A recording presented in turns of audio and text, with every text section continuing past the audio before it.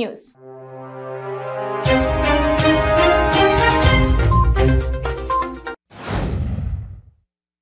మునుగోడు ఉప ఎన్నికల్లో TRS party MLA అభ్యర్థిగా కూసుకుంట్ల ప్రభాకర్ రెడ్డి గురువారం నామినేషన్ పత్రాలను సమర్పించారు.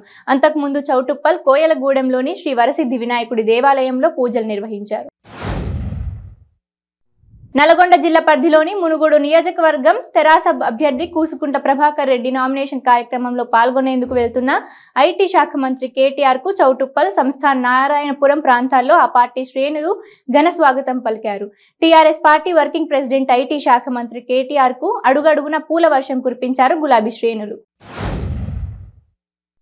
మంత్రి జగదీష్ రెడ్డి కాన్వాయ్ను పోలీసులు మరోమారు తనిఖీ చేశారు. గురువారం నాడు పోలీసు బృందం క్షుణ్ణంగా తనిఖీలు నిర్వహించింది. మునుగోడు ఉప ఎన్నికల్లో తెరాస అభ్యర్థిగా కూసుకుంట్ల ప్రభాకర్ రెడ్డి నామినేషన్ వేస్తున్న నేపథ్యంలో ఐటీ, పురపాలక శాఖ మంత్రి కేటీఆర్ హాజరయ్యారు. మాజీ మంత్రి దేవినేని ఉమా మైలవరంలోని స్థానిక తెలుగుదేశం పార్టీ కార్యాలయంలో మీడియా సమావేశం నిర్వహించారు.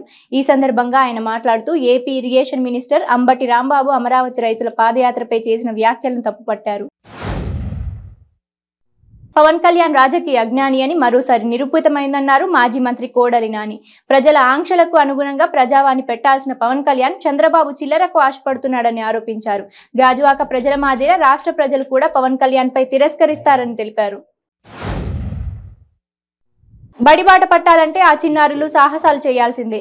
అల్లూరి సీతారామరాజు జిల్లా హుకుంపేట తీగల వలస పంచాయతీ పరిధిలోని పంతలచింత గ్రామంలో పాఠశాల లేక పిల్లలు చాలా ఇబ్బందులు పడుతున్నారని గ్రామస్తులు ఆవేదన వ్యక్తం చేస్తున్నారు.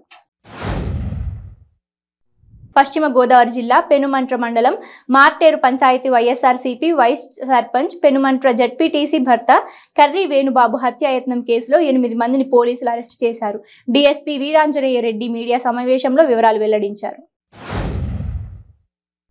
అల్లూరి సీతారామరాజు జిల్లా అనంతగిరి మండలంలోని పెదకోట పంచాయతీకి చెందిన కొండిబకోటలో తమ పశువులు వింత వ్యాధులతో బాధపడుతున్నాయని గ్రామస్తులు ఆవేదన వ్యక్తం చేశారు. గ్రామస్తులు మాట్లాడుతూ సంబంధిత వెటర్నరీ సిబ్బందికి 2 వారాల క్రితం తెలియచేసినప్పటికీ నేటి వరకు స్పందించలేదని వాపోతున్నారు. మంచిర్యాల జిల్లా మందమర్రి 3వ జోన్లో క్వార్టర్ నెంబర్ 204లో గడ్డం రాజ్ కుమార్ ఇంట్లో దొంగతనం జరిగింది. KK5 గనిలో జనరల్ మజ్దూరుగా విధులు నిర్వహిస్తున్న కార్మికుడు రాజ్ కుమార్, అతని భార్య, వారి పిల్లలకు టిఫిన్ ఇవ్వడానికి స్కూల్కు వెళ్లి తిరిగి వచ్చి చూడగా బీరువా తెరిచి ఉంది. బీరువాలో 15 తులాల బంగారం మరియు 15,000 రూపాయలు పోయాయని తెలుసుకున్న వెంటనే రాజ్ కుమార్ పోలీసులకు ఫిర్యాదు చేశారు. విశాఖ సింహాచల పుణ్యక్షేత్రంలో వరహాలక్ష్మీ నరసింహస్వామి వారికి బంగారు సంపెంగలతో స్వర్ణ పుష్పార్చన నిర్వహించారు. దేవస్థాన వేద పండితుల వేద మంత్రాల నాదస్వర మంగళ వాయిద్యాలతో శాస్త్రోక్తంగా పలు ఆర్జిత సేవలు వైభవంగా నిర్వహించారు.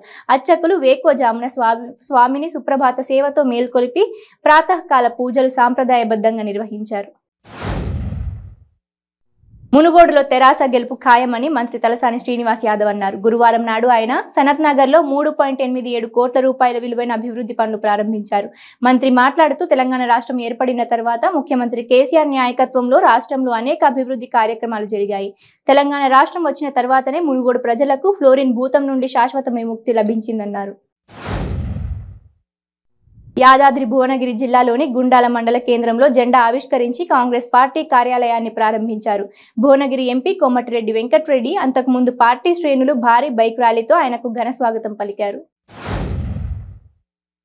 3 రాజధానులకు మద్దతుగా జేఏసీ ఆధ్వర్యంలో ఈ నెల 15న విశాఖలో జరగనున్న ఉత్తరాంధ్ర గర్జనను విజయవంతం చేయాలని మంత్రి అమర్నాథ్ పిలుపునిచ్చారు. ఈ కార్యక్రమంలో ప్రతి ఒక్కరూ భాగస్వామ్యం కావాలని ఆకాంక్షించారు. పార్టీలకు అతీతంగా ఉత్తరాంధ్ర ప్రాంత ప్రజలు పాల్గొనాలని కోరారు. అమరావతి నుండి అరసవెల్లి వరకు అమరావతి పాదయాత్రకు అన్ని వర్గాల నుండి బ్రహ్మరథం పడుతున్నారని నరసాపురం పార్లమెంటరీ మహిళా అధ్యక్షురాలు డాక్టర్ షిరిగినీడి రాజ్యలక్ష్మి అన్నారు. పశ్చిమ గోదావరి జిల్లా నరసాపురం పట్టణ తెలుగుదేశం కార్యాలయంలో రాజ్యలక్ష్మి మాట్లాడుతూ ఈ పాదయాత్రలో మహిళలు ప్రధాన పాత్ర పోషిస్తున్నారని, ప్రజలు పాదయాత్రకు హారతులతో నీరాజనాలు పడుతున్నారని అన్నారు. నరసాపురం నియోజకవర్గానికి త్వరలో విచ్చేయించిన ముఖ్యమంత్రి వైఎస్ జగన్మోహన్ రెడ్డి చేతుల మీదుగా ప్రారంభోత్సవం కాబోతున్న 4 కోట్లతో అభివృద్ధి చేస్తున్న బస్టాండ్, 15 కోట్లతో నూతన 100 పడకల హాస్పిటల్ను రాష్ట్ర ప్రభుత్వ చీఫ్ విప్ ముదునూరి ప్రసాద్ రాజు పనులను పరిశీలించారు.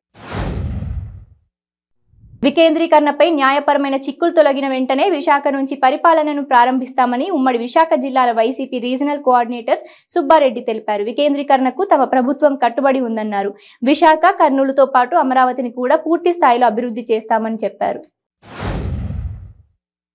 ఉద్దేశపూర్వకంగానే 15న పవన్ కళ్యాణ్ పర్యటన ఏర్పాటు చేశారంటూ చెబుతున్న వైసీపీ నేతల వ్యాఖ్యలపై ఆ పార్టీ నేతలు స్పందిస్తున్నారు. పవన్ కళ్యాణ్ వైజాగ్ కార్యక్రమం 2 నెలల క్రితమే ఖరారైందని జనసేన పార్టీ రాష్ట్ర ప్రధాన కార్యదర్శి శివశంకర్ స్పష్టం చేశారు.